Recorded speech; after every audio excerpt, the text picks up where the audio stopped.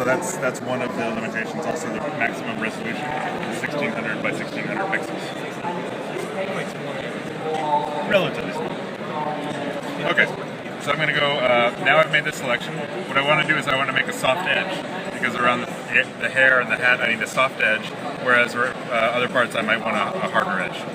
So if I tap up here to access the selection menu, I can choose Refine Edge, and what it gives me is a tool where I can adjust my brush size, make it small or large, and actually go and draw along the edge. And what I'll tell the software to do is, along the area that I'm drawing, I want a softer edge. So now I'm ready, I have my selection. I'm not going to bother about the areas that I didn't quite get. And I want to extract this from the background.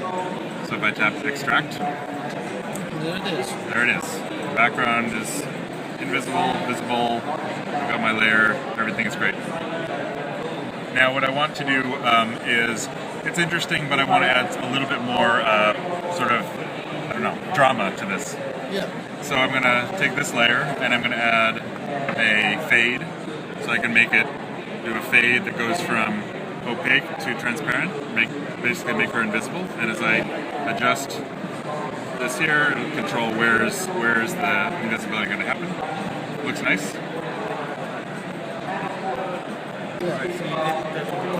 On the top layer. And now what I'm going to do is go to the bottom layer, and maybe I'll do a different effect. I'll go into here to the effects menu and do something like direction blur. Oh, you can adjust the blur.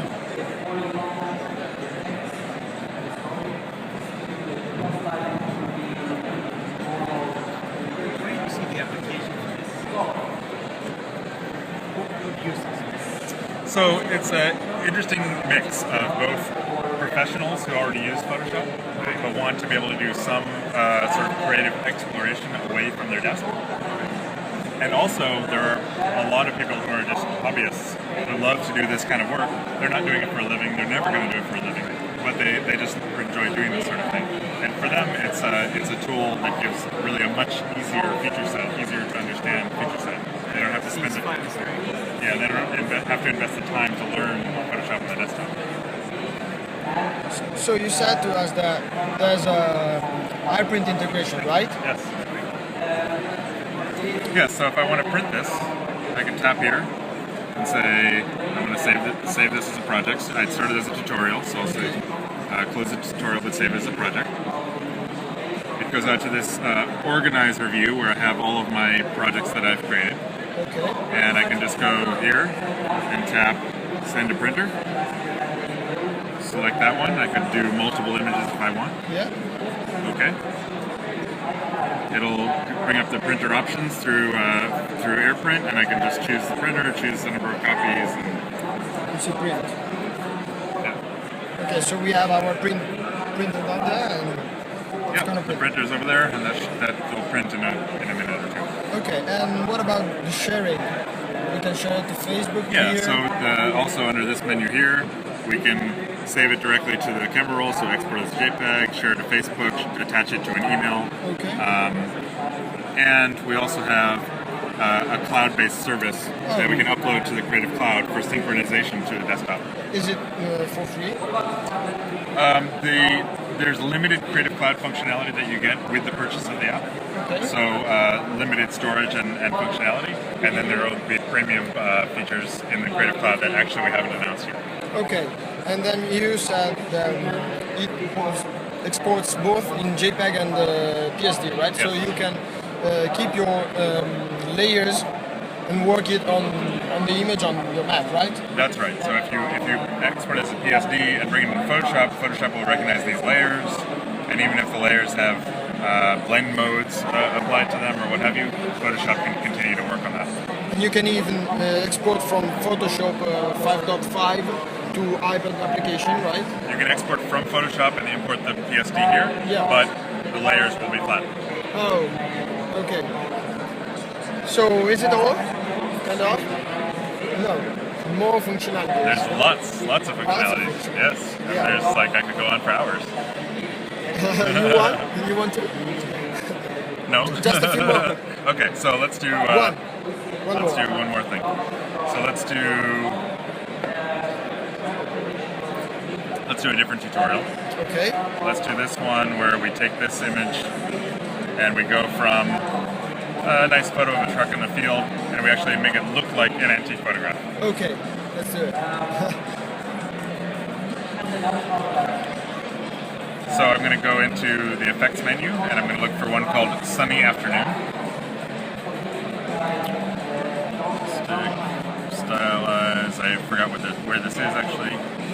Effects Photo Sunny Afternoon, there we go. There it is.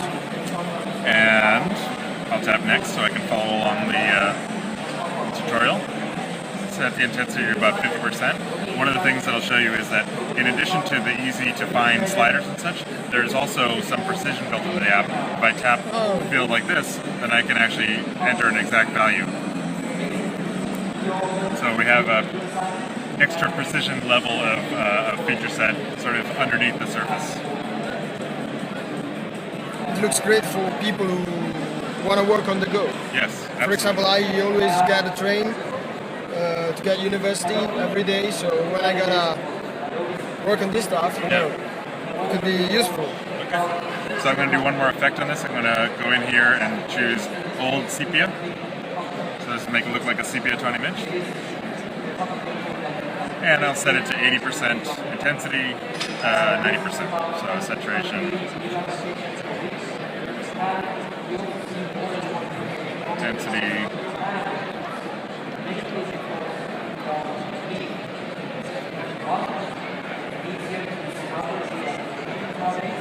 finally, I'm going to do some level adjustment. So this is just like Photoshop levels, a little bit different UI, but same functionality. Yeah. And I'm going to take this, I'm going to lighten the midtones a little bit.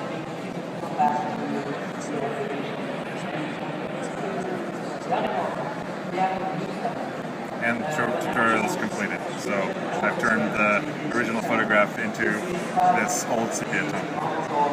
It does also, by the way, have 60 levels of undo, so I can step back and also redo. 60 levels. Yes. Ok, dunque per ora sembra essere tutto. Dallo stand di Adobe abbiamo potuto appurare che l'applicazione è realmente interessante e che ci permette di eseguire molte funzioni che anche il software desktop permette e dunque per ora da iSpazio e Euronics Italia assieme a David un saluto.